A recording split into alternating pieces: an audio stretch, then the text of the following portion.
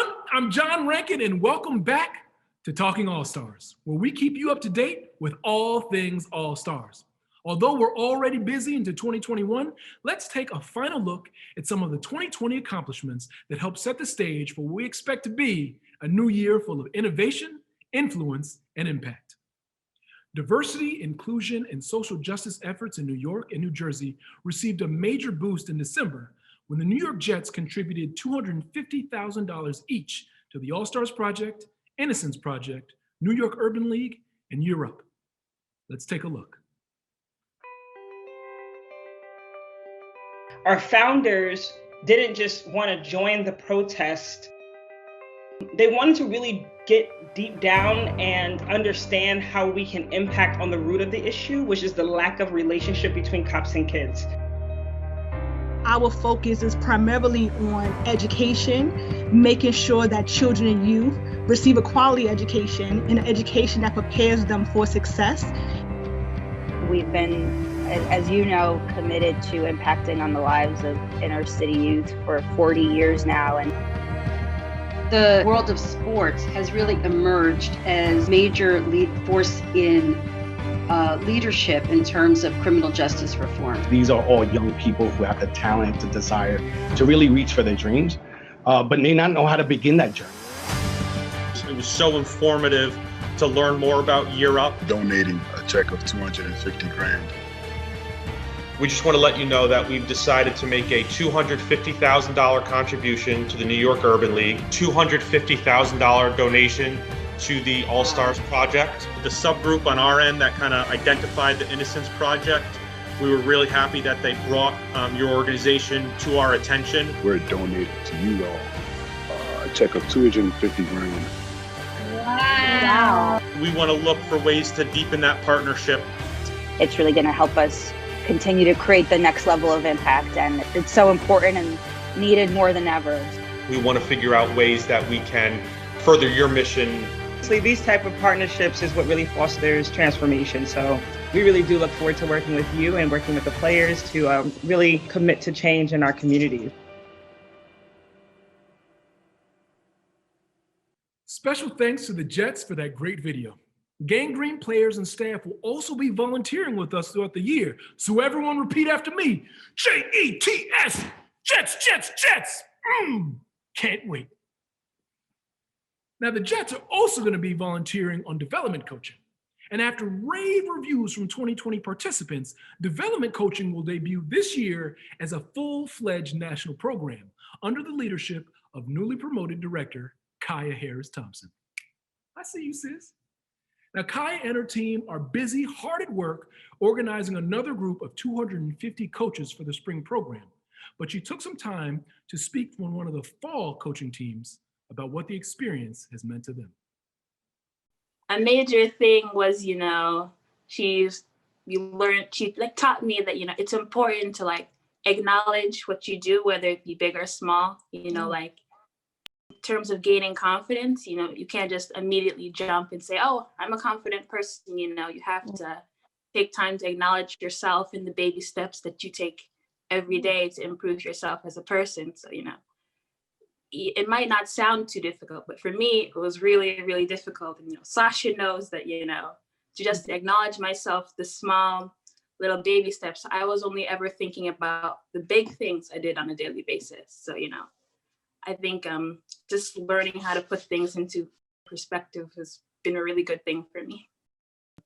Let me ask you this. Was there anything that surprised you about this experience at all?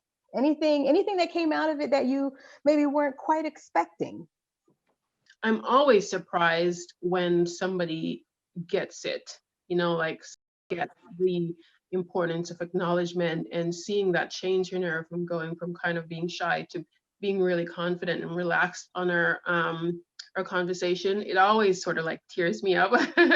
So even though I know that happens, you never know if you're going to get over that hurdle of transferring what you have to the other person and how successful it will be, even if you're confident as a coach. But seeing that transformation surprises me every minute time. Congratulations, Kaya and the entire DevCoach team. Now, what happens when 60 DSY alumni from New York and New Jersey come together with 150 business supporters for a 6-week leadership development program? Well, this fall it meant plenty of improvisation, several coaching sessions, dozens of relationship building, 5 partner companies, and a partridge in a pear. What? I was doing a holiday flip because, you know, partridge and, you want me to stick to the script? Oh, okay, I can do that. Anyway, let's see what some of the youth participants had to say about why the experience really was better than sliced bread.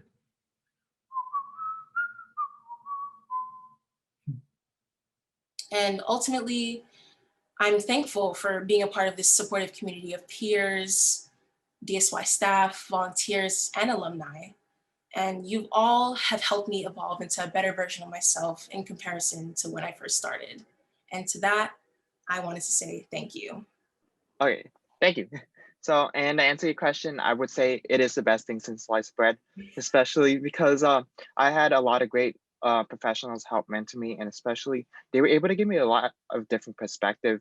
And I'm only 18 right now. I thought it was really amazing to get a really different perspective for someone that's in the workforce for several different years. And they were really able to give me some amazing tips, not just like my resume, but like general life tips in general.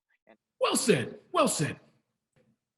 Our Future of After School course this past fall brought together a national group of 20 after-school development working group members, all-star staff, and others eager to learn about our approach and discover how they can bring performance and development into their work. Now, course highlights were plentiful. And now, here is one of our Future of After School leaders, Rutgers professor and All-Stars board member, Carrie Loebman, responding to a question about becoming, being, and authenticity. I think sometimes people have trouble hearing the and, being who you are and who you are becoming.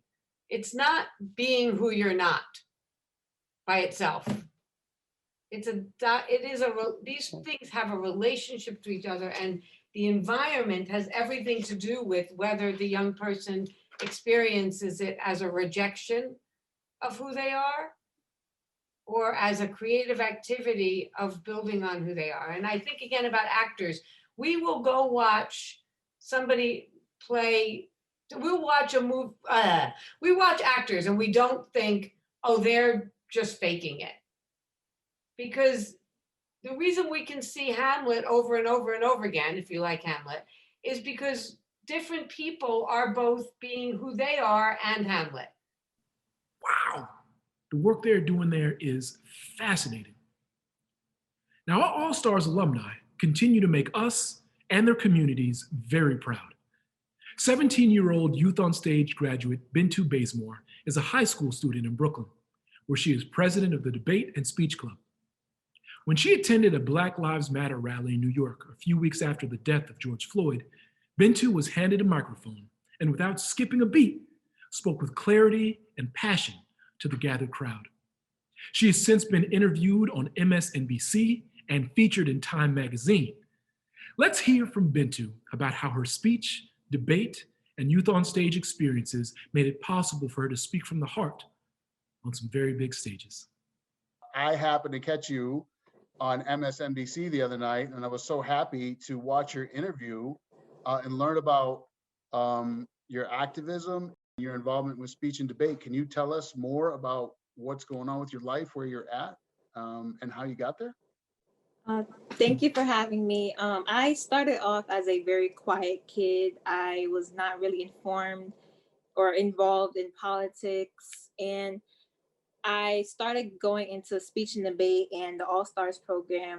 Both has really pushed me to find my voice and also to target my stage fright, just like talking in front of people, because that was a big factor in like me being silent. So All-Stars really helped me express myself in different ways and also just be out on the stage and talking to people like it's a regular conversation. And speech and debate also helped me find my voice and realize that what I have to say is very powerful. Well, that's our show. We did it again. That's 2 in the bag. Thanks so much for watching. We'll see you all again next time. Come on, we did it, right? Hey, I'm proud of you. I'm proud of you. I'm definitely proud of you. You the real MVP. I see what you're doing over there. And you can't stop me from singing. I'm singing right now. Jingle bells, Batman smells, Robin Lady.